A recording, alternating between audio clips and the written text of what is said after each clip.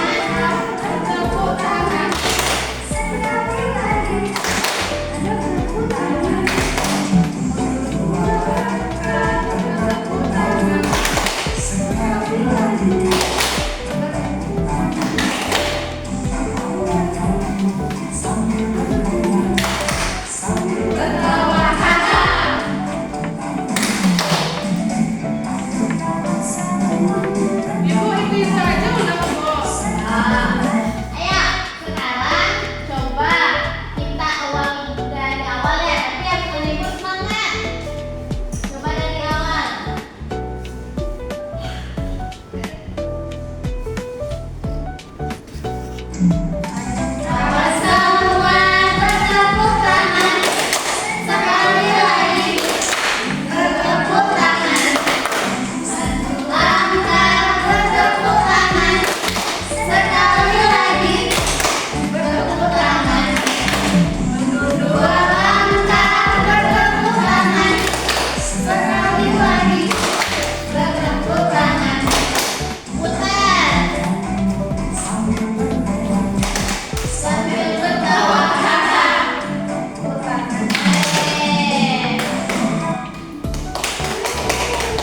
Anak-anak ibu sudah puas skripsinya? Sudah, Bu. Nah, sini ada yang lagi skripsinya, Bu. Mau skripsi lagi? Boleh, tapi kita belajar dulu ya. Kita boleh dulu, boleh kan?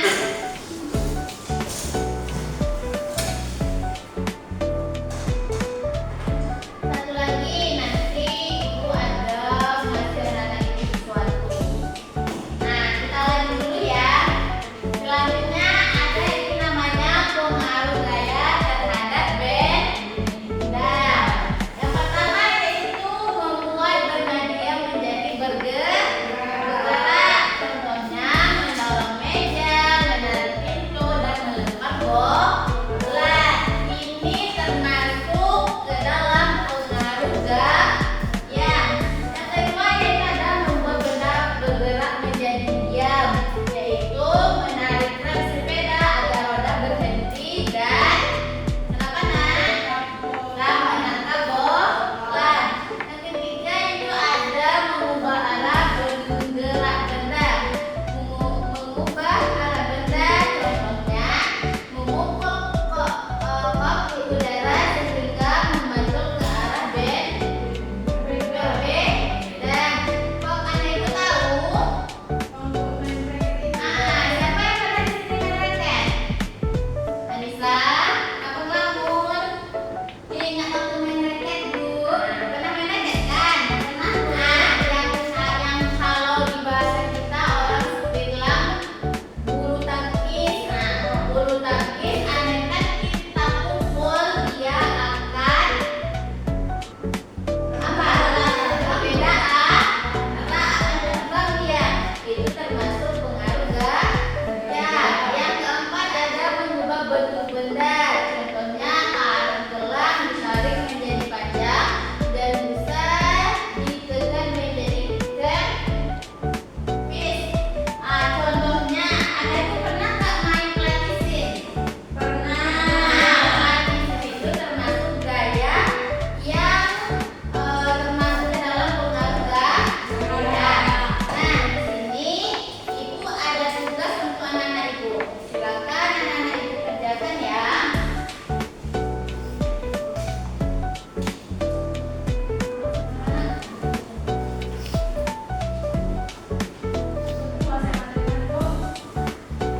Enggak, itu satu-satu dulu ya, Nak.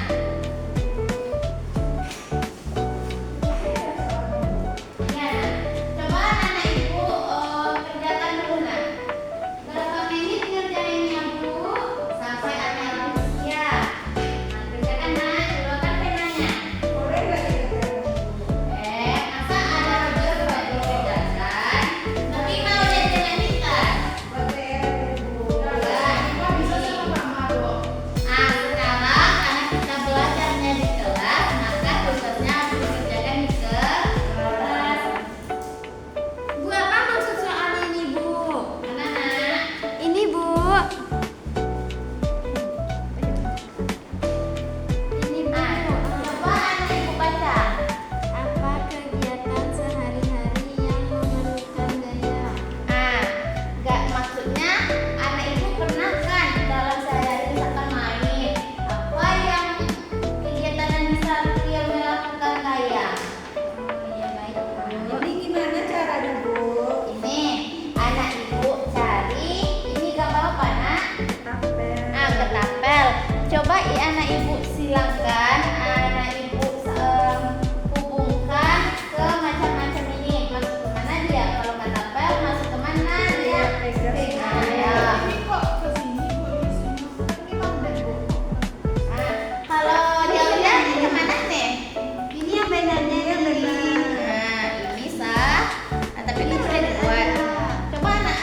cari dulu